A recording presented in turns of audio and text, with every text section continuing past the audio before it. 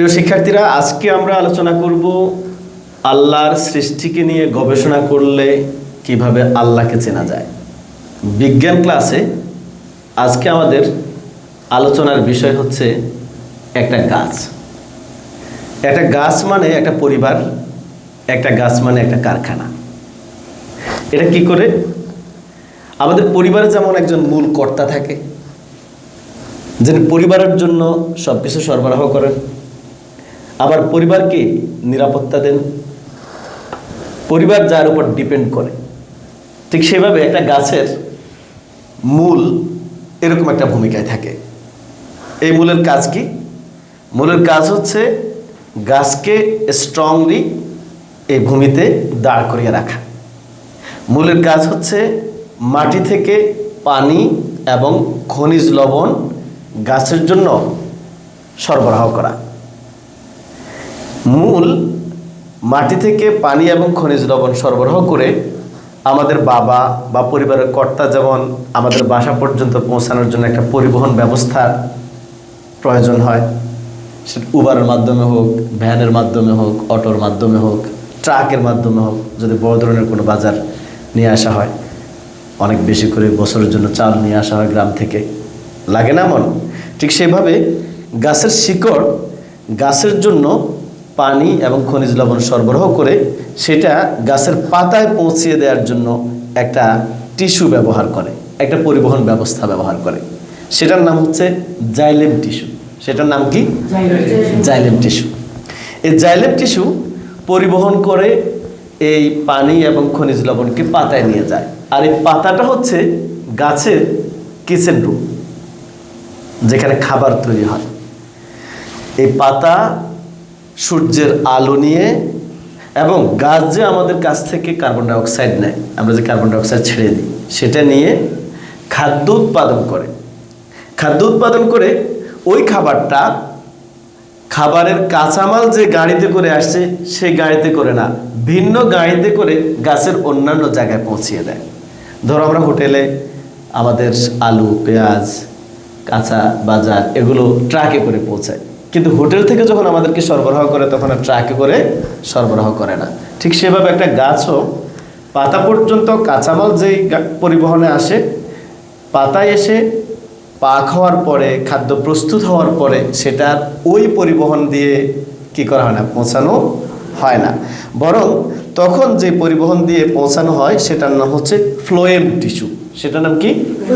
Phloem tissue. Phloem টিস্যুর মাধ্যমে সে সব জায়গায় খাবার পৌঁছে দেয়।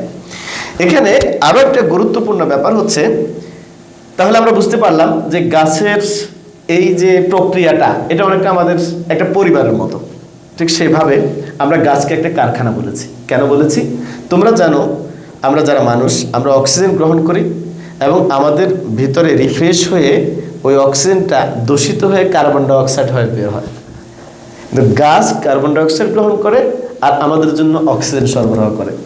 তাহলে গাছ এমন একটা কারখানা যেটা আমাদের কাছ থেকে কার্বন ডাইঅক্সাইড গ্রহণ করে এবং আমাদের জন্য পিওর অক্সিজেন প্রোভাইড করে, সরবরাহ করে। আরও একটা ব্যাপার আছে, এই যে শিকড়টা, শিকড় দুইটা অংশ, একটা হচ্ছে মূলরম অঞ্চল আর একটা হচ্ছে কোষ অঞ্চল। মূলরম অঞ্চলে পানি সরবরাহ করে আর নিচের অংশটা সেটা খনিজ লবণ সরবরাহ করে। পানি যখন সরবরাহ করে, অতিরিক্ত পানি সরবরাহ করে, অর্থাৎ তার যা প্রয়োজন ব্যবহার করার জন্য এর চাইতে বেশি পানি এই মূল সরবরাহ করে পাতায় পৌঁছায়। পাতা তার প্রয়োজনে যা পানি লাগে, এর বাহিরের পানিটা এই পাতার উপরে নিচে সূক্ষ্ম সূক্ষ্ম ছিদ্র আছে, ওই ছিদ্র দিয়ে জলীয় বাষ্প আকারে বাতাসে ছেড়ে দেয়। আমাদের বাসা বাড়িতে আমরা যখন এসি ব্যবহার করি, বাহিরের বাতাস থেকে জলীয় বাষ্পগুলো নিয়ে আমাদের ভিতরে সরবরাহ করে আমাদের এই ঘরের পরিবেশটাকে, বাসার পরিবেশটাকে শীতল করে। ঠিক সেভাবে গাছ ছোট পরিসরে, সেটা হয়তো আমরা উপলব্ধি করতে পারি না, ছোট পরিসরে মাটি থেকে পানি নিয়ে জলীয় বাষ্প আকারে সেটা বাতাসে ছড়িয়ে দিয়ে আমাদের এই পরিবেশটাকে কি করে, শীতল করে। যেটা আমরা বুঝতে পারি যে মরু অঞ্চল, যেটা মরুভূমিতে দেখবা তাপমাত্রা অনেক বেশি থাকে, কিন্তু যেখানে গাছগাছালি, বন, সেখানে তাপমাত্রা কি থাকে, অনেক কন্ট্রোল থাকে, এটা সহনীয় পর্যায়ে থাকে। এবং শুধু সেটা না, আমরা এটার জন্য একটা পরীক্ষাও করতে পারি। পরীক্ষা করতে পারি কিভাবে? যদি সেম দুইটা টব এখানে আমি রাখি এবং একটা টবের গাছের পাতাগুলো ঠিক রাখি আর একটা গাছের পাতাগুলো সব ছিঁড়ে দিই, ছিঁড়ে এই পুরো গাছটাকে আমি প্লাস্টিক দিয়ে মরিয়ে সুতা দিয়ে যদি আমি বেঁধে ফেলি এবং একটা প্রলেপ দিয়ে দিই কোনো একটা জিনিস দিয়ে, যাতে বাতাস ঢুকতে না পারে, সেম কাজটা যদি আমি এটা তো করি, তাহলে কিছু সময় পরে দেখা যাবে যে যে গাছের পাতা আছে এই গাছের উপরে যে পলিথিনটা আমি মরিয়ে দিয়েছি সেই পলিথিনের ছোট ছোট পানির কণা আছে, আর যে গাছে পাতা নেই সেই গাছের পলিথিন যেটা দিয়ে আমি মরিয়ে দিয়েছি সেটাতে কোনো পানির কণা নাই। এটা দিয়ে প্রমাণ হয় যে এই পাতা কি করে, পানিকে জলীয় বাষ্প আকারে ছড়িয়ে দেয়। শুধু সেটা না, শিকড় যেই পানি এবং খনিজ লবণ সরবরাহ করে, এটা কিছু কিছু গাছ আছে স্বচ্ছ গাছ, সেটা যদি আমরা এরকম একটা টবে দিই এবং সেখানে যদি আমরা পানি দিই, ওই পানিতে যদি আমরা রং দিয়ে দিই, তাহলে কয়েক ঘন্টা পরে দেখা যাবে যে ওই গাছের পাতা, ফল, বড়ি কালার চেঞ্জ হচ্ছে।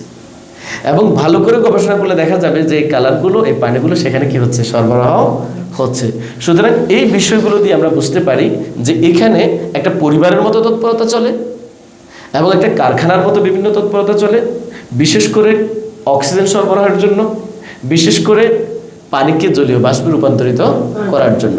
সুতরাং এখান থেকে আমরা যেটা বুঝতে পারি সেটা হচ্ছে একটা গাছ, ছোট্ট একটা গাছ, আমরা হয়তো জীবনে বহুবার দেখেছি কিন্তু এভাবে চিন্তা করি নাই, এই গাছে এত তৎপরতা, এটা নিশ্চয়ই কোনো স্রষ্টার পরিকল্পিত সুনিপুণ ব্যবস্থাপনা, এটা তো এমনি হতে পারে না।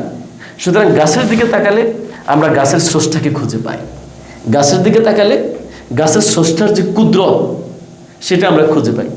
মজার ব্যাপার হচ্ছে আমরা যে তথ্য ইনফরমেশনগুলো নিয়েছি এটা আমরা বানাইনি, এটা বিজ্ঞানীরা গবেষণা করে বানিয়েছে, কিন্তু তারা এটাকে প্রাকৃতিক নিয়ম বলে উড়িয়ে দেয়। আচ্ছা তোমরাই বলো, প্রাকৃতিক নিয়ম বলে এত সূক্ষ্ম ব্যাপারগুলো কি এখানে পরিচালিত হতে পারে যার পেছনে কোনো স্রষ্টা নাই, কোনো পরিকল্পনাকারী নাই, কোনো নিয়ন্ত্রক নাই? সুতরাং আমরা যারা কোরআন এবং সুন্নাহ পড়ি তারা আল্লাহর সৃষ্টি নিয়ে গবেষণা করি কি জন্য? আল্লাহকে খুঁজে পাওয়ার জন্য। আল্লাহর সৃষ্টি নিয়ে গবেষণা করি আল্লাহর কুদরত বোঝার জন্য। আল্লাহর সৃষ্টি নিয়ে যখন আমরা গবেষণা করব তখন আল্লাহকে আমরা, আল্লাহর অস্তিত্বকে আমরা স্বীকার করবো। এই জন্য রাসূলুল্লাহ সাল্লাল্লাহু আলাইহি ওয়াসাল্লাম বলেছেন যে মানুষের জ্ঞানের যে সীমাবদ্ধতা সেটা দিয়ে সে স্রষ্টাকে নিয়ে গবেষণা করে ব্যর্থ হবে, কিন্তু স্রষ্টার সৃষ্টি নিয়ে গবেষণা করলে সে স্রষ্টার কুদরত খুঁজে পাবে।